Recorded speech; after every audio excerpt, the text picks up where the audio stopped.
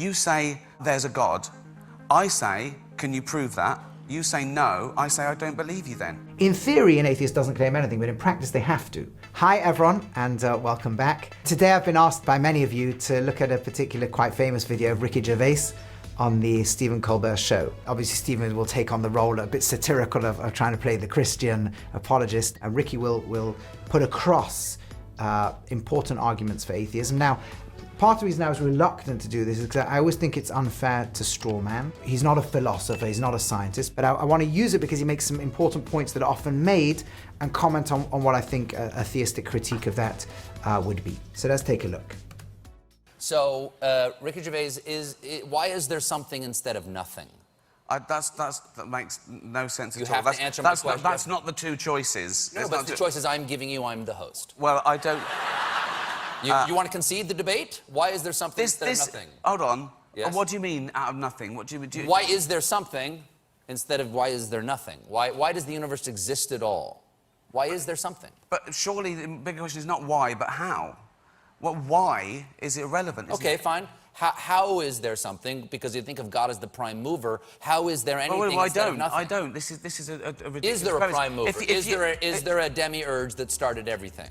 Well, outside science and nature, I don't believe so. I'm an agnostic atheist, technically. Agnostics means no one knows whether there's a God. So everyone's technically agnostic. We don't know. That's true, So that's true. An agnostic atheist is someone who doesn't know there's a God or not, as no one does. So you're not convicted of your atheism? Well, you're I not am. Sure. No, I am, because atheism is only rejecting the claim that there is a God. Atheism isn't a belief system. Atheism. So this is atheism in a nutshell. You say there's a God. I say, can you prove that? You say no. I say, I don't believe you then. Okay, so let's take that, and again, let me try and build this up. The point is that atheism is the default position. Right? That's the real strong argument over here. Atheism is the default position. Atheism is not a claim, it's simply the burden of proof is upon you. You want to go and establish God, go and prove it, right? And others will use kind of, analogies of go and prove, I'm technically an agnostic about flying spaghetti monsters or Santa Claus or teapots orbiting Mercury or whatever Bertrand Russell's example was. The real point here, which again, maybe one day I'll take it will be important to take a video that does a better philosophical job of this, is I don't think that is so fair, and the reason is as follows. Let's talk about the normal first cause argument, right? I'm going to really simplify it for the sake of this video. I have other videos where I go through it in greater length. But the basic principle of, there's three options. Either the physical matter, things, universe, whatever may have preceded the universe, has no beginning, right? It's infinitely old, which sounds very difficult. What you added up, you can add up all the ages backwards and hit infinity. Isn't that impossible? Or you agree it's finitely old. I don't know how far back, maybe Big Bang of our universe, maybe universe before, or maybe millions of universes before, who knows? But there's a point before which there is no universe, no space, no time, etc. And it created itself, or maybe let's make that, it came into being from no cause and nothing. There's a point before which it wasn't there, and then it is there, but it's from nothing. Or it's created from something outside of it, presumably not in space or time, right? That doesn't have age or number and so on. So let's make that simple. There's three options. There's what we might call infinite God. You could use a different word, infinite first cause that's not in space or time, that creates all of space and time and things like it. Or there's no beginning at all, or something from nothing. So atheists in theory, or agnostics in theory, don't need to assert anything unusual, but in practice they do need to say at least the following. It is possible to have, if you add up all the amount of time in the past, it will hit infinity. Or, yes, there was a beginning, there's a point before which there was no space, no time, but it created itself, or it got there without an act of creation. Those two are the positions an atheist would have to say they think at least one of them has to be possible. Right? An agnostic would still have to say at least one of them is possible. And I think it's important to make this philosophically rich and rigorous, that when we're having these discussions, we ask an atheist or an agnostic, which one of those? Is it one? Is it you believe the infinite past is possible? Is it you believe something from nothing is possible? Right? Or is it you believe they're both possible? Now, there are arguments for them. I happen to think they don't work, but that we can explore. There's a rich world of that. But this idea that we're just the default position, I don't think is rigorous. In theory, an atheist doesn't claim anything, but in practice, they have to. They have to at least claim their possibilities. At least it's possible to have an actual infinite past, where you add up all the time and it adds up to infinity, or that you get something from real nothing. I'm not talking about quantum fluctuations, although that's a debatable point, but something where there's no space, no time, nothing, and it comes into existence. And therefore, even an agnostic has to say, I believe one or two of those is possible. And that means that it is not that the God thing has to prove something, but it's one of three options, all of which are very difficult. I would argue that those two, and I do in other videos, those two are actually impossible, and therefore the third one, the God one, becomes a live, serious option. So that I think is a really important point. Again, I'm not going to get in this video into the nitty-gritty of arguing out the details of that, but this idea that I'm not claiming anything, if you think deeply about it, they actually do have to claim at the very least that one or more of these seemingly impossible claims is possible. You believe in one God, I assume? In three persons, but go ahead. Okay, so you believe... Okay. So... But there are about 3,000 to choose from that have been, people who believe in... I've done some reading, yeah. Okay, yeah. So basically, you believe in... You deny one less God than I do. You don't believe in 2,999 gods, and I don't believe in just one more. Right. Okay.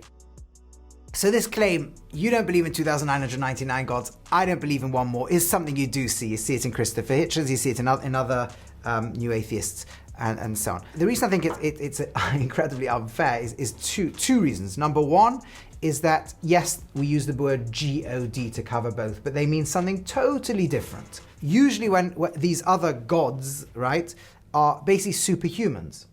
They're Zeus-like figures of many mythologies that are probably dead ancestors who people continue to talk about, praise and pray to, or whatever. And or they're natural phenomena that can be seen and visualized. So they might be the spirit of the river or the forest or so on. So they're all physical, finite things. Right? In other words, what we're doing is attributing greater power than us to physical, finite things, which of course is greater power than us in physical finite things. The natural universe is a lot greater power than we do, and the humanization of that power, the projection of humans onto that, as specifically, dead humans or superhumans or these gods, is what is usually meant by the word God. However, what we're talking about is something radically different. The creator of the entire universe, who's not in the universe, who's not like the universe, who's not spatial, temporal, made up of cells, matter, molecules, electrons, or anything not in space and not in time at all. That's a philosophical argument, right? That if the universe has to have a beginning and it didn't create itself, then something totally other than it must be its creator. Something that doesn't itself live in time and have beginning and end, and so forth. That's a totally different type of claim than things inside the universe have power, right? Nobody claims those superhumans created the universe, because that would be a contradiction. Well, what created them, right? They're as much physical as the universe itself. They're not answering the question of how did everything get it. They're answering the question of what are the laws of physics? How are things moving around? How do we understand the chaotic weather patterns? Oh, it must be superhumans like us but bigger and that throw things around. They're trying to do science and projecting humans in there. The God that we're talking about monotheistically, that Islam talks about, that Judaism talks about, that arguably all of Christianity, certainly many sects talk about, and that other groups also talk about, is the idea of what got the whole thing here at the point before which it wasn't there, where there was no space, no time, that infinite, non-spatial, non-temporal being that creates everything. So to put the same word onto the two of them is unfortunately illegitimate. Now again, another point is this, in science, there's a pursuit of kind of a grand unifying theory. Many scientists at least still believe that we'll get one.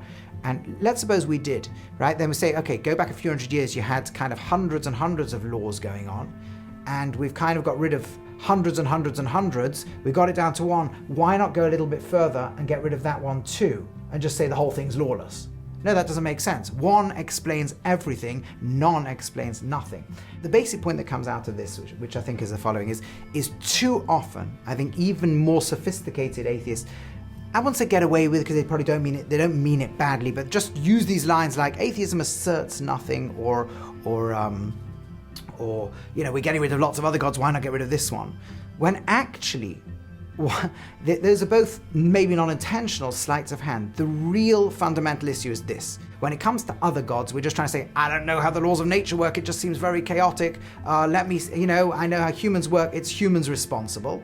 Right? Maybe that whenever an ancestor was alive and they told the clouds to come, they came, and that's the legends about them. Now they're not here, we can still talk to them and so on. Along comes science and tells us actually this is how clouds move. That's one universe. There's a separate issue, unconnected from that, nothing to do with that, which is without knowing any science at all, just knowing basic mathematics. And ancients were vastly more accurate about maths than they were about science.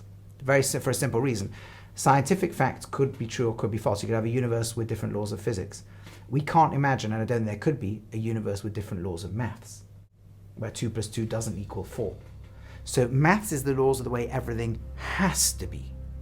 And an ancient person could go back and think like this: I don't know the laws of physics, I have my views, they turn out to be wrong, but I do know the laws of maths.